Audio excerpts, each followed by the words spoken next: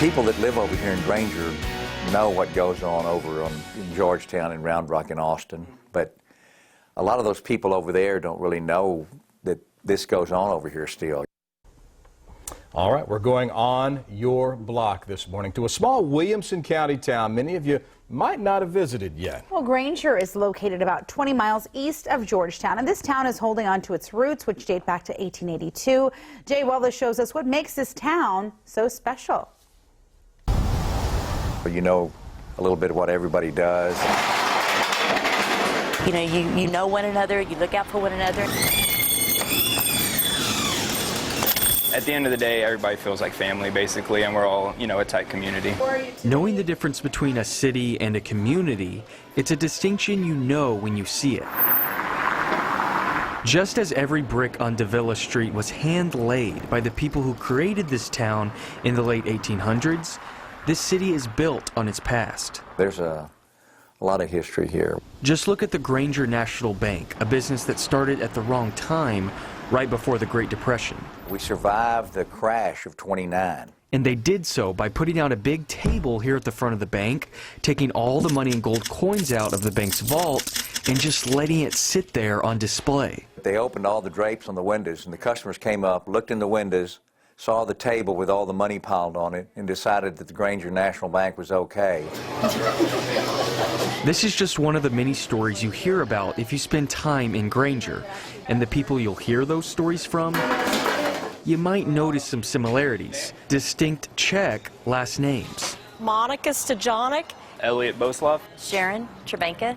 The influence of the Czech founders of this town is still obvious to this day, many of whom created this city when there was a large Czech immigration movement to Texas, which remains heavily influential in what everyone does. What we're looking at right here is considered round bell modules. Doug Beckhusen runs a cotton gin like his dad before him. What this does is cotton goes into the gin stand, and where that seat rolls in, it's taking the lid off. While most cotton gins in the Central Texas area have shut down, this one remains. I want to say it's more of a loyalty to the community.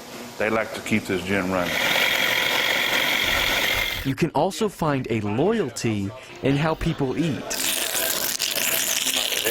The old school feel of the meat market, it fits perfect for the town, basically. Everybody here's always had it.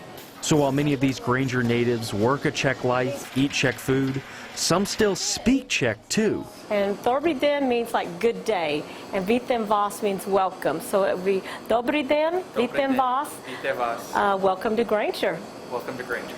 Every city has some type of history, but not every city preserves, cherishes, and owns it. This was her granddad, A.A. Spacek. The people of this city, this community, know their place is different, but they also know it will always be home. It's nice to have that small town feel still. It's very family oriented and very giving and caring. It's just like one big family here. As you can see, this town has an old-timey feel to it, and you're not the only one that does. Granger has become a secret haven for movie makers. Not only are True Grit and Texas Chainsaw Massacre two of many films and TV shows that have had scenes shot here, residents say they will frequently see movie scouts taking pictures and checking out the town. To go in depth and learn more about this city's cinema status, you can read all about it on kview.com.